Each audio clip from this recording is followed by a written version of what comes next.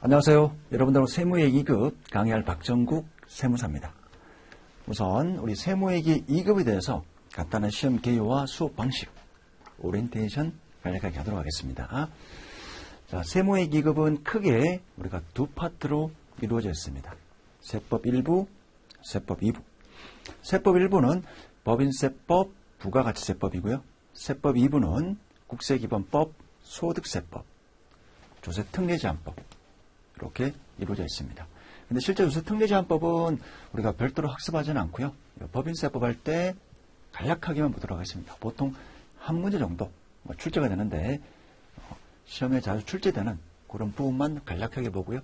주된 수업은 4가지 세목에 대해서 진행을 할 예정입니다. 법인세법, 부가가치세법, 국세기본법, 소득세법이고요. 세법 1부, 2부. 우리 세무회계 3급은 주관식이 없는데 세무회계 2급부터는 이제 주관식이 있습니다. 1부 객관식 25문제, 주관식 5문제. 2부도 객관식 25, 주관식 5문제고요. 자, 크게 우리가 4가지 세목에 대해서 학습할 건데 우리 부가가치세법은 여러분들이 매일매일 소비하는 세금 10%. 우리가 뭔가를 구입할 때 부가세 10% 낼 겁니다. 자, 그런 부가가치세법. 그 다음 소득세법은 개인의 소득에 대해서 과세하는 세목입니다. 소득세법. 개인의 소득. 법인세법은 법인의 소득에 대해서 과세하는 세목입니다. 자, 소득은 이익이라고 보시면 됩니다. 이익. 삼성전자 이익, 소득, 법인세 신고 납부해야 되고요. 자, 국세기본법은 우리 총설, 전체 세금에 대해서 국세, 우리나라 국세에 대한 전반적인 어떤 총설, 그런 어떤 내용을 규정한 세목입니다. 수업의 어떤 세목 순서는 우선 부가가치세법부터 하도록 하겠습니다. 부가가치세법이 가장 좀 쉽기 때문에 부가가치세법부터 하고요. 그 다음에 개인의 소득에 대해서 과세하는 소득세법, 법인의 소득에 대해서 과세하는 법인세법, 제일 마지막에 국세기본법을 하도록 하겠습니다. 사실 국세기본법은 여러 가지 어떤 총설, 이론적인 내용이기 때문에 처음부터 배우면 조금 이해하기가 힘들어요. 그래서 우리나라 3대 세법인 부가가치세, 소득세, 법인세 3가지 주요 세법에 대해서 하고 마지막으로 국세기본법을 여러분들이 배우시면 훨씬 더 그 총설 이론적인 내용에 대해서 이해하기가 용이할 겁니다. 제일 마지막에 국세기본법 할 거고요. 자, 수업 방식은 크게 우리가 5단계로 이루어집니다. 우선 PPT 내용을 간략하게 보고요. 같이 필기할 겁니다. 특히 우리 세무에게는 여러분들이 반드시 같이 필기를 해야 돼요. 눈으로 보면 금방 이해될 것 같은데 눈으로 보시고 넘어가면 금방 잊어버려요. 이해도도 낮을 수밖에 없고요. 회계학도 마찬가지고요. 우리 세법도 마찬가지입니다. 같이 꼭 필기를 해야 됩니다. 동영상에 좋은 장점이 있죠. 스탑! 잠깐 스탑하고요. 필기하시고 스탑하고 정리하고 넘어가시면 되겠습니다. 함께 꼭 필기를 해야 하면 반드시 기억이 되고 오래오래 기억이 되고 그 다음 쉽게 이해가 되는 세목이기 때문에 함께 필기하시고요. 그 다음에 교재 정리를 하겠습니다. 4번째로 예제, 그 다음 마지막으로 우리 기출문제, 출제 가능한 연습문제, 이런 5단계 순으로 같이 진행을 할게요. 수업 난이도는 실제 여러분들이 나중에 수업 진행하면서 뒤쪽에 기출문제나 연습문제를 보시면 세무의 2급도 아주 어떤 기본적인 개념, 계산도 간단한 계산 정도의 출제밖에 안 됩니다. 세무회계 3급보다는 난이도가 조금 높지만 그래도 세무회계 2급까지는 복잡한 계산은 나오지가 않아요.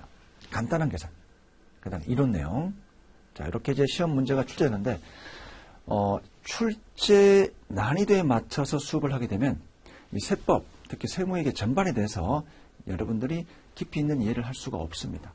그래서 때로는 세무회계 1급 또는 세무회계 1.5급 정도, 이 정도 난이도로 수업을 할 겁니다. 실제 출제되는 문제보다는 훨씬 더 깊게 수업을 진행할 거고요. 이렇게 해야만 여러분들이 세무회계 전반에 대해서 이해할 수가 있습니다. 특히 나중에 법인세법 할 때는 회계학하고 굉장히 많이 연결이 되기 때문에 시험 문제 출제 수준의 강의를 하다 보면 이 법인세법 이해가 안 돼요. 이해를 할 수가 없어요. 그래서 좀 더 난이도를 높여서 때로는 1급, 1.5급 정도의 난이도로 수업을 하겠습니다. 그렇게 해야만 세무회계 전반에 대해서 깊이 있는 이해가 됩니다. 제가 진행하면서 좀 난이도 있고 어려운 부분은 이거는 세무회계 1급 또는 1.5급 수준이다. 그렇게 반드시 멘트를 할 겁니다. 그래서 그런 부분은 이해가 좀 덜 된다 하더라도 그래도 여러분들이 같이 필기하면서 넘어가시고요. 2회독, 3회독 하시면 자연스럽게 이해되는 부분이기 때문에 처음에 어렵다고 해서 중간에 포기하시면 절대 안 됩니다. 자, 그 다음 반드시 필기해야 되고요. 그 다음 우리가 세무회계 배우는 이유에 대해서 좀 설명을 드릴게요. 우리가 직장에 취업하게 되면 여러 직군들이 있죠. 공학계열, 엔지니어, 그 다음에 인문계열. 기업의 인문계열은 어떤 마케팅이라든지 뭐 인사, 그 다음에 우리 재경직군. 재경직군을 회계나 세무, 이쪽 관련된 일을 하는 기업의 직군들을 우리가 재경직군이랍니다. 근데 이런 재경직군은 다른 어떤 직군하고 차이가 있어요. 인사, 마케팅. 인사 마케팅은 특별한 지식이 필요 없는 아주 깊이 있는 지식이 필요한 그런 직군이 아니에요. 근데 우리 세무회계, 회계학이나 세무 쪽 이런 재경 직군은 반드시 지식이 필요합니다. 왜냐하면 우리가 상대하는 사람들이 국세청, 금융감독은 주로 국가를 상대로 해야 되기 때문에 여러분들이 반드시 지식이 있어야 됩니다. 최소한 그 사람들만큼 또는 그 사람들보다 더 많은 지식이 있어야만 원활하게 기업의 업무를 수행할 수가 있습니다.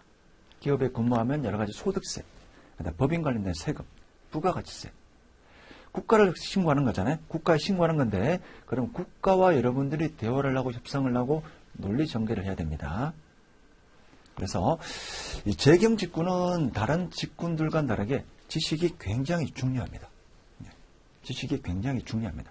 많이 알면 알수록 여러분들의 연봉이 올라가요. 이직할 때도 굉장히 유리한 조건으로 할 수 있고요. 그 다음에 능력 인정받으면 자유를 찾을 수가 있습니다. 지금 안 하면 기업에 입사해서 엄청나게 연구를 해야 돼요. 공부를 해야 되고요. 근데 그때 공부하면 본인의 능력을 인정받기가 쉽지는 않겠죠. 그래서 지금 직장에 취업하기 전 또는 직장에 취업했다 하더라도 아직 초년생이라면 지금 해야 됩니다. 지금 여유가 있을 때 지금 내공, 공부를 쌓아둬야만 나중에 연봉과 자유를 찾을 수가 있습니다. 지금 안 하면 나중에 고생해야 돼요. 여러분들이 이 자격증을 따는 이유는 앞으로 나의 커리어를 미래의 어떤 길을 이런 재경직군, 세무회계 쪽으로 나아갈 거기 때문에 이런 자격증을 따는 겁니다. 그렇다면 지금 공부할 때 열심히 확실하게 해서 나중에 공부할 거를 지금 미리 해둔다라고 생각을 하시고요. 그리고 단순히 여러분들 세무회계 2급 저랑 같이 수업을 들어보면 아시겠지만 세무회계 2급으로 끝내지 말고요. 세무회계 1급, 더 높게는 세무사까지 자격을 도전하세요. 여러분들이 세무회계 2급 수준, 세무회계 1급, 이거보다 좀 더 난이도가 있는 게 이제 세무사 자격증입니다. 공인회계사. 보통 여러분들이 이제 재경직군의 일을 하고 이제 은퇴할 때 되면 보통 55세 정도 되면 거의 다 은퇴합니다. 근데 은퇴하고 평균 수명이 늘어나죠. 90까지. 여러분들 세대면 거의 90대까지 살 거예요. 55세 은퇴해도 3, 40년을 더 살아야 됩니다. 소득이 필요한 거죠. 근데 이런 자격증이 없는 분들은 어떤 일을 하냐면 은퇴 후에 빵집이나 커피숍이나 배달업이나 택시업이나 이런 것밖에 할 수가 없어요. 그리고 그런 또 자영업자는 자본이 많이 필요하잖아요. 위험도 있고요. 10명 중에 9명은 아주 힘듭니다. 자영업자 많이 힘들고요. 근데 자격증이 있으면 특별히 우리 뭐 사무실 차리는데 자본이 많이 필요한 건 아니잖아요. 지식으로 일을 하는 거기 때문에 그래서 세무회계 2급으로 끝내지 말고 나의 연봉을 인상하고 나의 자유를 빨리 찾고 능력 인정받고 나중에 은퇴 후에 더 나은 미래를 설계할 수 있다. 이렇게 좀 동기부여를 하시고 세무사 자격증까지 꼭 도전을 한번 해보시기 바라겠습니다. 그래서 여러분들의 미래 설계, 노후 설계를 좀 더 길게 가자는 겁니다. 자격증이 있으면 확실한 보험을 들어두는 겁니다. 확실한 보험을 들어두는 거기 때문에 2급으로 끝내지 말고요. 1급, 그 다음 세무사까지 그렇게 도전해서 앞으로 여러분 인생 90년까지 그렇게 좀 할 수 있도록 소득이 발생시킬 수 있는 일을 계속할 수 있도록 그렇게 좀 동기부여를 해주면 좋겠습니다. 자, 다시 한번 강조합니다. 지금 안 하면 나중에 고생합니다. 직장에 가서 고생하고요. 직장 가서 열심히 또 공부해야 돼요.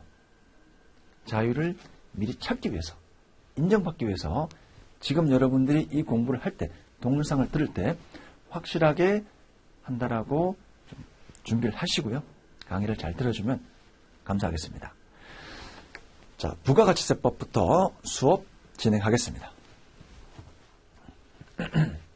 자, 우선 부가가치세인데, 부가가치세는 이 사업자가 창출한 부가가치에 대해서 과세하는, 계산하는 그런 세목입니다. 세목입니다. 자, 우선 간단한 사례를 좀 보도록 할게요. 사업자 B가 있습니다. 사업자 B가 있습니다. 이 사업자 B가 어떤 재화 100에 샀어요. 제조업이라고 가정을 해볼게요. 원재료를 100에 사서 이제 가공을 해서 나중에 팔겠죠. 그때 팔 때 300에 판다라고 가정을 해보겠습니다. 사업자 B가 원재료 재화를 100에 사서 가공을 한 다음에 300에 팔았어요. 부가가치는 사업자가 창출한 가치 증가분을 우리가 부가가치랍니다. 자, B가 창출한 가치 증가분.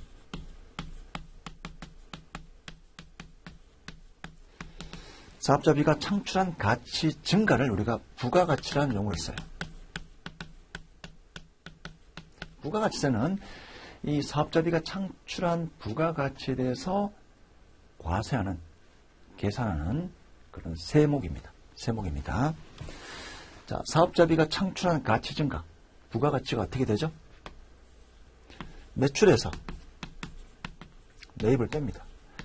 자, 우리가 이제 부가가치세 할 때 매출은 그냥 사업자가 공급한 모든 공급을 매출이라는 용어를 쓰겠습니다. 회계학의 매출과는 좀 다릅니다. 우리 회계학은 매출, 영업의 수익, 기타 수익, 여러 가지 수익들이 있는데 부가가치세는 그냥 전부 다 사업자가 공급한 것 전부 다 매출이라는 용어를 쓰겠습니다. 자, 사업자 B가 공급한 매출 빼기 매입. 가치 증가분이 얼마죠? 자, 300에 팔았고요. 100에 사왔습니다. 사업자 B가 창출한 가치 증가 200입니다. 200에 대해서 세금을 계산합니다. 10%. 현행 우리나라 부가가치세율은 10%입니다.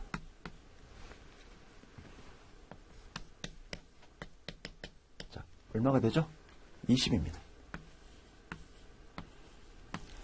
자, 이렇게 부가가치세는 사업자가 창출한 가치에 대해서, 부가가치에 대해서 10% 때린 다음에 계산한 세금, 부가가치세. 이걸 우리가 부가가치세랍니다. 자, 이런 방식으로 계산하는 걸 우리가 전단계 거래액 공제법이랍니다. 매출에서 매입을 뺍니다. 곱하기 10%. 그래서 부가가치세. 이렇게 계산한 방식을 우리가 전단계 거래액 공제법이랍니다. 그리고 이제 부가가치세를 계산하는 방식이 두 가지가 있습니다. 전단계 세액공제법이 있고요. 방금 한 전단계 거래액 공제법이 있습니다. 그래서 우선 전단계 거래액 공제법. 이렇게 계산합니다. 자, 사업자 B가 창출한 부가가치.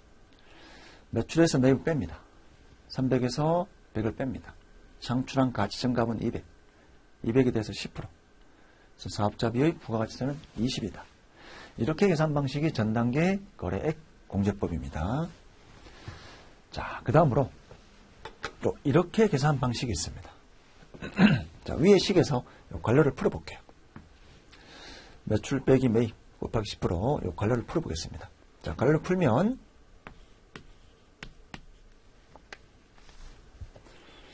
매출의 10%,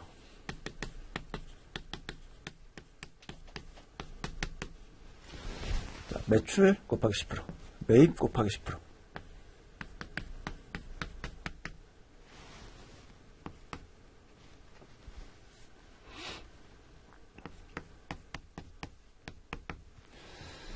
다시 위의 식을 바꿔볼게요. 자, 이 식은 위의 식을 갈로를 풀어서 나온 겁니다.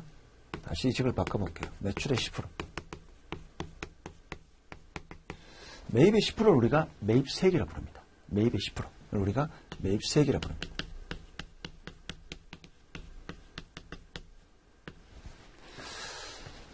자, 이렇게 해서 우리 부가가치세액을 구하는 방식을 전단계 세액공제법이랍니다. 자, 이런 방식을 전단계 세액공제법.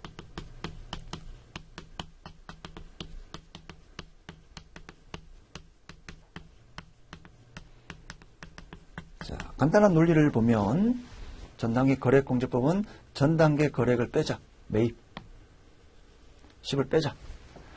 그래서 이름을 우리가 전단계 거래공제법이라고요. 전단계 세액공제법은 자, 전단계 세액을 빼자.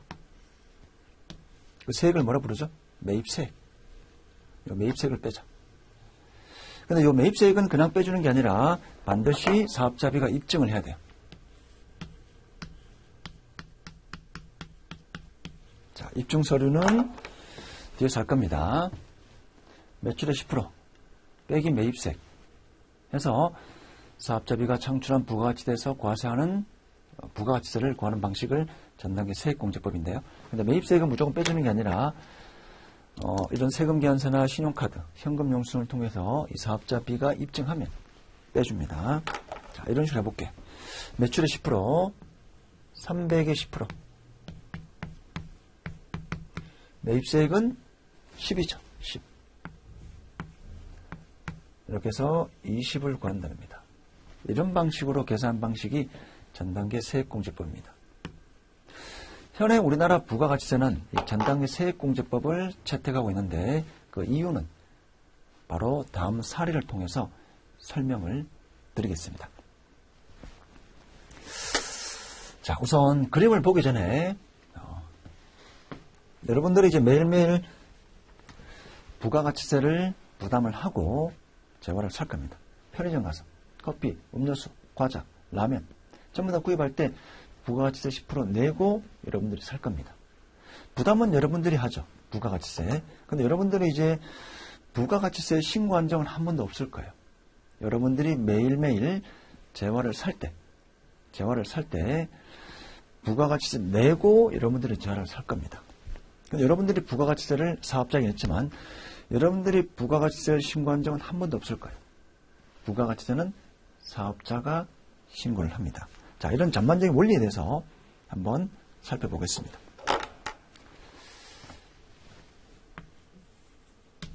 지금 배우는 내용이 굉장히 중요합니다. 굉장히 중요합니다.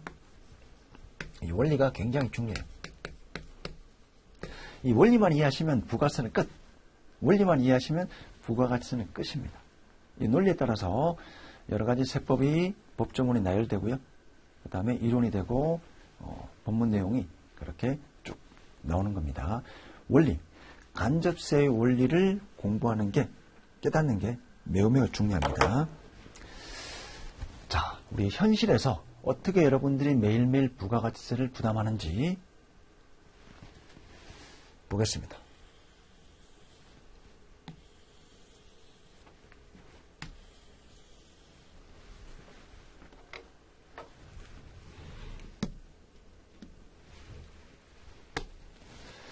자, 사업자 A가 있고요. 사업자 B가 있고 사업자 C가 있다고 했습니다. 그 다음에 최종 소비자 여러분들이 있다라고 볼게요. 자, 사업자 A, B, C 이렇게 3단계를 거쳐서 여러분들이 구입한다고 가정해 보겠습니다. 이렇게 3개 거래 단계를 지나서 여러분들이 소비한다라고 가정해 볼게요. 사업자 A가 창출한 부가가치를 100이라고 가정해 보고요. B가 창출한 부가가치를 200이라고 가정해 보겠습니다. C가 창출한 부가가치를 300이라고 가정을 해 볼게요. 자, A가 맨 처음 1차 그래서 A는 B 사업자에게 100에 팝니다. A가 B 사업자에 100에 팔아요. B 사업자는 100에 사서 200의 가치를 창출하려면 300에 팔아야 되겠죠. 그리고 C 사업자는 B로부터 300에 사와서 300의 가치를 창출하려면 600에 팔아야 될 거예요. 자, 이런 과정을 거쳐서 여러분들이 재화를 산다라고 가정을 해보겠습니다. 자, A는 B에게 100에 팔고요. B는 100에 사서 300에 팝니다. 그러면 B가 창출한 가치 증가분이 200이니까. C는 300에 사서 600에 팝니다. 그럼 C가 창출한 가치 증가분은 300이 될 겁니다. 자, 근데 우리가 이렇게 A가 B에 팔 때 그냥 파는 게 아니라 매출의 10%. 부가세도 같이 받겠죠. 10. 자, B도 C에게 팔 때 300에 파는 게 아니라 부가세 30을 받을 거예요. C도 소비자에게 팔 때 여러분들 부가세 10% 부담해야 되죠. 60. 자, 이렇게 해서 전반적인 거래가 이루어지는데, 자, 이 원리에 따라서 전당의 세액공제법에 따라서 각각 사업자 ABC의 부가세를 계산해 보겠습니다. 부가가치세. 자, A 매출 10%. 자, A의 매입세액은 없습니다. 최초 1차 공급자니까. 자, 이런 원리에 따라서 계산해보면, 자, A는 100에 팔았습니다. 10%. 자, 나중에 하겠지만 이걸 우리가 매출세액이라고 부릅니다. 매출의 10%를 매출세액이라고 불러요. 매출에 대한 세금이다. 라고 해서 우리가 매출세액이라고 부릅니다. 매입에 대한 10%를 매입세액이라 하듯이 매출에 대한 10%를 매출세액이라 부릅니다. 자, A는 매입이 없으니까 10이 되겠죠. 자, B를 볼게요. 자, B도 매출이 있으면 10%.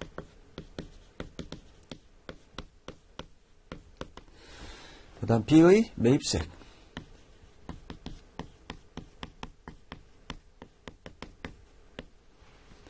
자, B의 매출 300.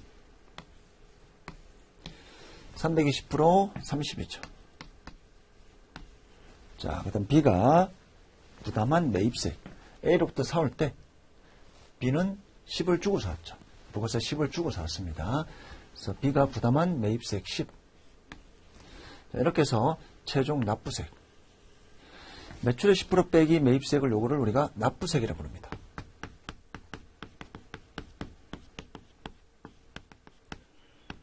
부가가치세죠. 부가가치세. 부가가치세, 납부세. 자, B는 30 빼기 10을 하죠. 얼마죠? 납부세액이 20이 되고요. 자, 앞에서 우리 20 나왔죠? 20. 자, C. C도 계산해 볼게요. 매출의 10%. C의 매출은 600. 600 팔 때 부가세 10%. 60을 받을 거고요. 자, C도 B로부터 물건을 사올 때 부가세 10% 부담하고 사왔어요.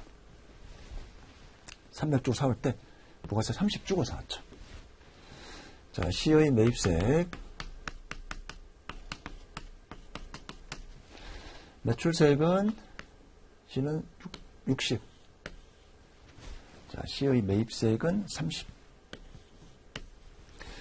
이렇게 해서 우리가 매출세액에서 매입세액을 뺍니다. 빼니까 C의 납부세액, 즉 C의 부가가치세 30이 되죠.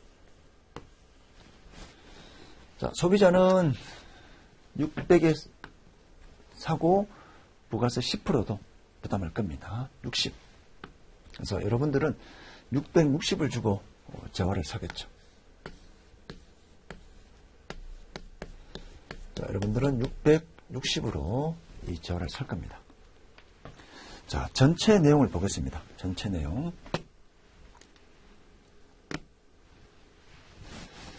자, 이렇게 우리가 A, B, C 세 단계를 거쳐서 소비자에게 공급되는 그런 유통거래가 있다라고 보고요. 여러분들이 최종 구입하는 재화의 가격은 660. 부가세 10%까지. 자, 부담은 여러분들이 하죠. 부가세 부담. 부가가치세 부담. 소비자가 하는 거잖아요. 60이라는 부가세를 부담했습니다. 근데 이 부가세 신고는 누가 하는 겁니까? 여러분들은 신고한 거 없습니다. 여러분들은 부담만 했지. 여러분들이 신고하는 건 아니죠. 자, 그래서 사업자 A, B, C가 이제 세무서에 부가가치세를 신고합니다. A가 10을 신고했고요. B가 20을 신고했고, C가 30을 신고 납부했습니다. 즉, A가 세무서에 10을 납부했고요. B가 세무서에 20을 냈습니다. C가 세무서에 30을 냈죠. 자, 국가에 이렇게 세금을 냈는데 부담은 여러분들이 하는 거잖아요. 자, A가 B에게 팝니다. 자기가 부담하는 게 아니라 상대방으로부터 받습니다. 10 받아서 내는 거죠. 자, B의 입장을 볼게요. 자, B는 C에게 팔았어요. 300에 팝니다. 30을 같이 받겠죠. 근데 30을 다 내는 게 아니라 B가 A로부터 사올 때 부담한 10을 빼고 20만 냅니다. 30 받았지만 B가 부담한 거 10 빼고 20만 냅니다. B의 입장에서는 자기가 부담한 건 없죠. 30 받아가지고 20 차감하고 30 받아서 10 차감하고 20만 내는 거니까 사업자 B가 부담한 건 없어요. A도 받아서 내는 거니까 자기가 부담한 건 없고요.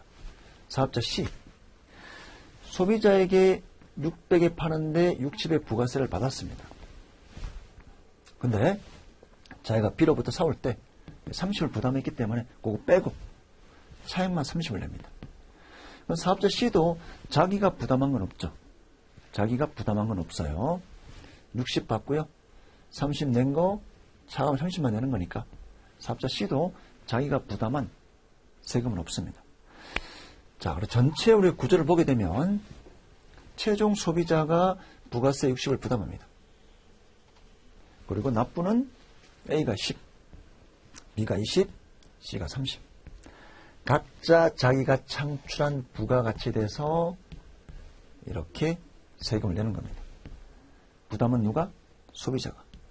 자, 이런 원리를 우리가 간접세라 부릅니다. 간접세는 납세 의무자,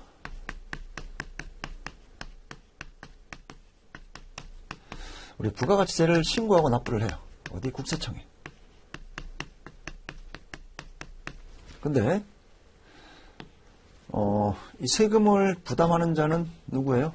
소비자죠. 실제 이 세금을 부담하는 자는 소비자.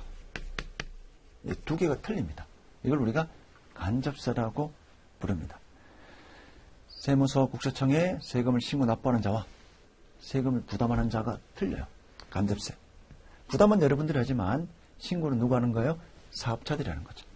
A가 10, B가 20, C가 30. 이걸 우리가 간접세라 부릅니다. 자, 이렇게 우리가 부가가치세,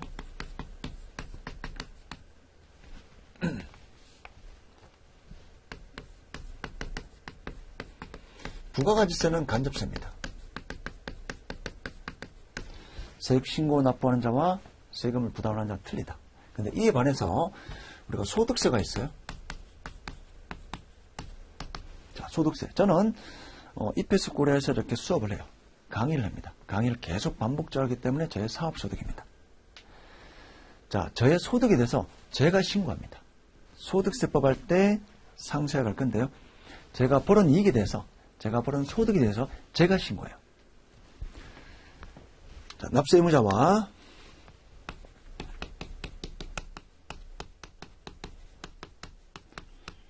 세금을 부담하는 자.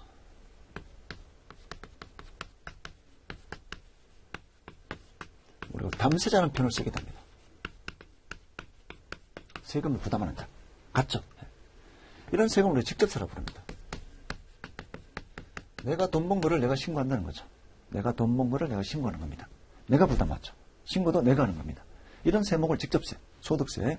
법인세도 직접세입니다. 법인의 소득에 대해서 법인이 사업에서 얻은 이익이 돼서 법인이 세금을 신고 납부해요. 직접세.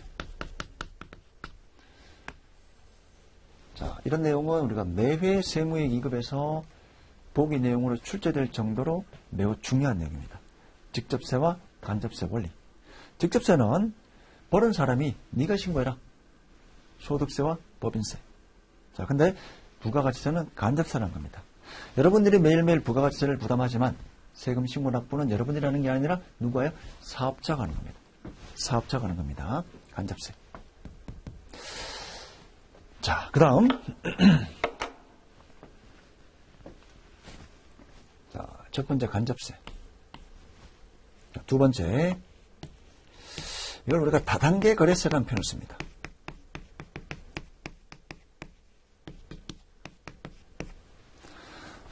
여러분들이 이제 이런 생각할 수도 있어요. 이렇게 복잡하게 세금을 계산하지 말고 간단하게 할 수도 있지 않을까? A가 10을 내고요. 근데 B는 30을 걷어서 낸 거 공제받고. 자, A도 A가 10을 내고 B가 10 공제받고. B가 30 내는데 C가 30 공제받고. 내고 공제받고 내고 공제받고. 이렇게 하지 말고 그냥 간단하게 최종 거래 단계만 과세하면 되지 않느냐. 자, A 단계 A 신고하지 마라.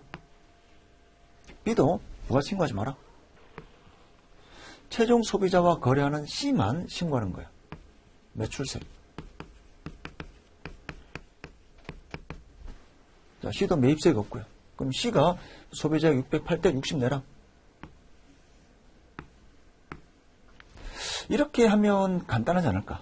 즉, A, 부가세 신고하지 말고요. 어차피 간접세니까. B도 부가세 신고하지 말고. 제로. C가 소비자에게 608대 60 거둬서 내라. 자, 이렇게 하는 게 훨씬 간편하잖아. 이렇게 해도 소비자는 60 부담했고요. 이 부담한 거를 C가 그냥 매출의 10%에서 60 내버리면 똑같잖아요. 위에처럼 하나, 이렇게 하나. 10 내고, 20 내고, 30 내고, 소비자 60 부담하고. 이렇게 하는 것보다 A 신고하지 말고, B도 신고하지 말고, C가 매출세액만 60 내라. 이렇게 해도 결론 똑같잖아요. 이렇게 하는 방식이 우리가 단단계 거래세라 부릅니다. 단단계 거래세. 최종 소비자와 거래하는 사업자만 세금을 신고 납부해라. 단단계 거래세. 현행 부가치세는 이런 단단계 거래세가 아니라 다단계 거래예요. 모든 유통에 대한 거래 단계마다 세금을 내라. 이렇게 하는 이유는 뭘까요? 탈세 방지입니다.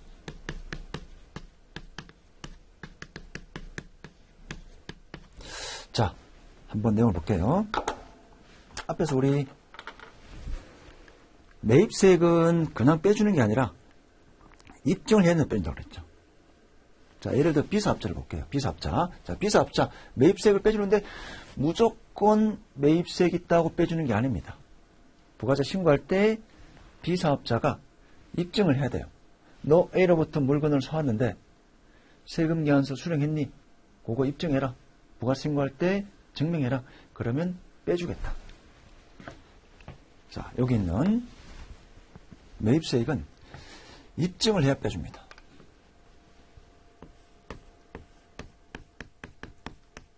입증을 해야 빼줍니다. 그러면 이 B 입장에서는 당연히 매입세액으로 공제받아야 되기 때문에 입증을 하겠죠. 그러면 A의 매출이 드러난다는 거죠. 즉 A가 매출 누락을 할 수가 없어요. A가 매출 누락, 즉 탈세죠. A가 탈세를 원천적으로 방지한다는 겁니다. 왜냐하면 B는 매입세액 입증을 해서 부가세 신고하기 때문에. 그러면 A가 만약에 매출 누락, 세금 신고 안 하면 안 맞잖아요. 자, 다단계 거래세를 하게 되면 이렇게 크로스 체크 기능이 있다는 겁니다. A가 내고 B가 공제받고 공제받을 때 입증할 거니까. 그러면 A의 매출이 드러날 것이다. 그러면 A는 탈세할 수 없다. 매출 누락할 수 없다. C도 마찬가지예요. C도 당연히 매입세액 공제받으려면 입증하겠죠. 그러면 B는 이 매출이 다 드러나는 거예요. 즉 탈세를 원천적으로 방지할 수 있다. 다단계 거래세의 큰 특징입니다. 현행 우리나라 부가가치세, 우리나라를 포함해서 모든 이 간접세, 부가가치세를 도입하는 나라들이 전부 다 이 다단계 거래세를 하고 있습니다. 너 내, 너 입증해서 공제받아. 너 내, 너 입증해서 공제받아. 내고 공제받고, 내고 공제받고. 이렇게 복잡하게 다단계 거래세 하는 이유는 탈세 방지, 크로스 체크한다는 겁니다. 매입세액 공제받으려면 입증. 그러면 전 단계 사업자의 매출이 다 드러난다. 혹시 얘는 하는데 얘가 매출 신고 안 하면 탈세했구나. 세무조사에서 세금을 부과할 수 있다는 겁니다. 이런 원리로 다단계 거래세 원리를 채택하고 있습니다. 탈세 방지. 자, 그래서 현행 우리나라 부가가치세는 전단계 세액공제법 입증을 해야 빼줘라. 전단계 거래공제법처럼 매입 있으면 무조건 빼주는 게 아닙니다.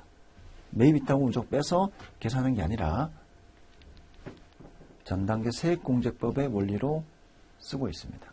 전단계 세액공제법, 다단계 거래세, 탈세 방지 같이 연결을 해두셔야 됩니다. 자, 화면으로 간단하게 정리해 볼게요.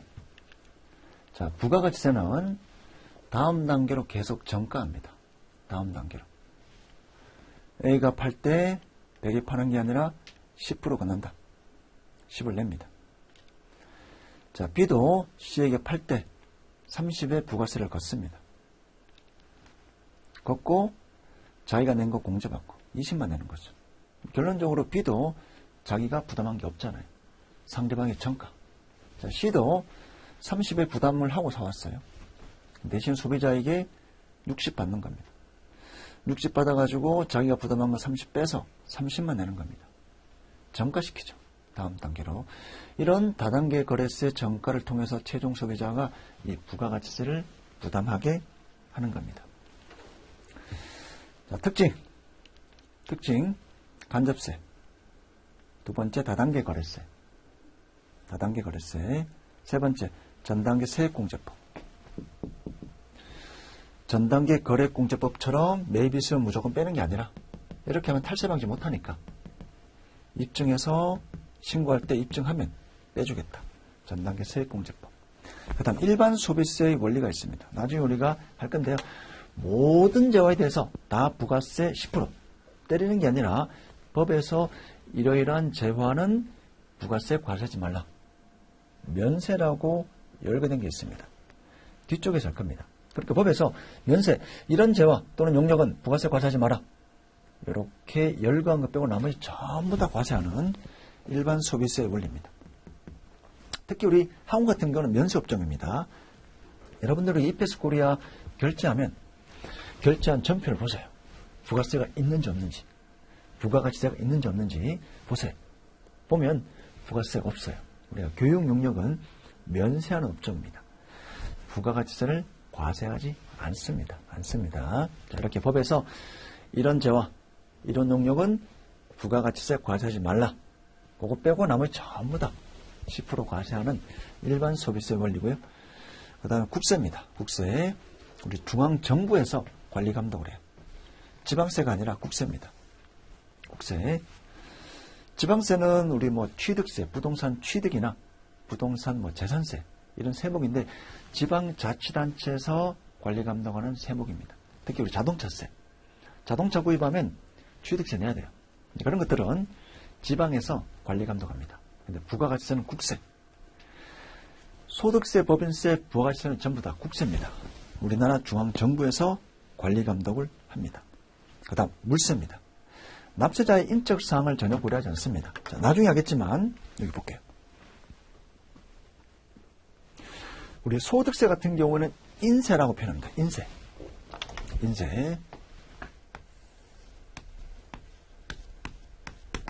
자, 예를 들면 자, A의 소득도 1억, B도 소득 1억이에요. 근데 A는 가족이 엄청 많아요.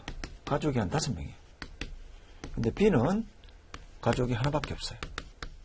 배우자밖에 없습니다. 자, 둘 다 똑같은 소득 1억 발생했는데 B는 가족이 1명, 배우자밖에 없고요. 근데 A는 가족이 5명 있어요. 배우자하고 자녀 4명이 있습니다. 자, 이렇게 보게 되면 A는 아무래도 부양가족이 많기 때문에 지출이 많겠죠. 의료비라든지 뭐 수업이라든지 생활비라든지 지출할 게 많아요. B보다. 그래서 똑같은 1억이지만 A는 세금이 좀 적게 나오게끔 B에 비해서 세금이 적게 나오게끔 여러 가지 공제를 해줍니다. 소득세 할 때 상세하게 하도록 하겠습니다. 이렇게 납세자의 인적 상황을 고려하는 세목을 우리가 인세라고 표현합니다. 인세. 근데 부가세는 그런 거 없어요. 물세. 가족이 얼마가 되든 그런 거 전혀 관계없이 물세. 부가가치세는 사업자가 사업장에서 창출한 가치증갑은 부가가치에 대해서 과세하는 세목이기 때문에 부가가치세는 물세라고 부릅니다. 납세자 인적사항은 고려하지 않습니다. 가족이 많든 적든 관계없고요. 왜냐하면 소비는 부담은 소비자가 하니까.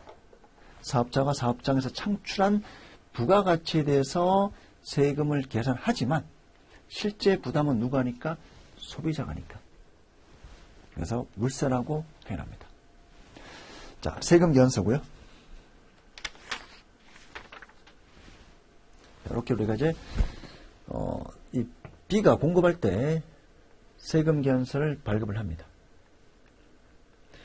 공급받는 자, 공급자. 자, 공급자 누구?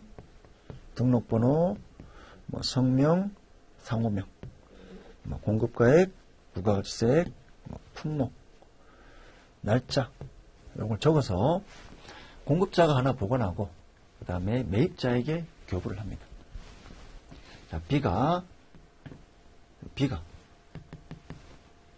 C에 공급하면 세금 계산서를 발행을 합니다. 자기가 하나 가지고요.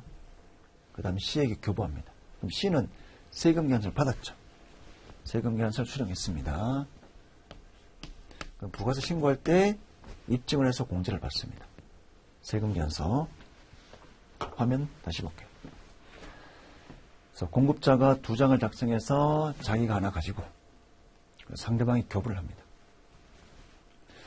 부가세 신고할 때 이런 것들 적게 되어 있습니다.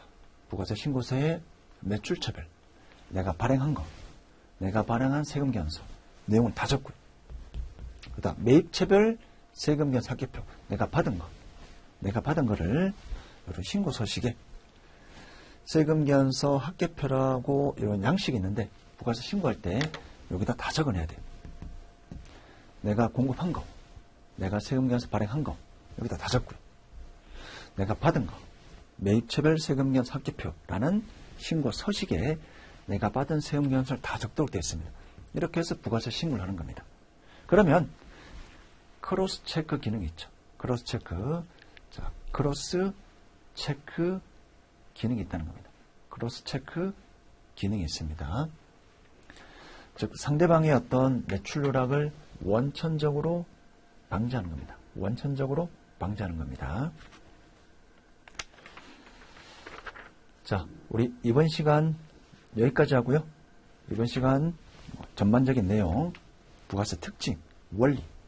여러분들이 매일매일 부가세를 부담하는데 어떤 과정을 거쳐서 매일매일 부담하는지, 신고 납부는 누가 하는지, 간접세 특징 이런 것들 보시고요.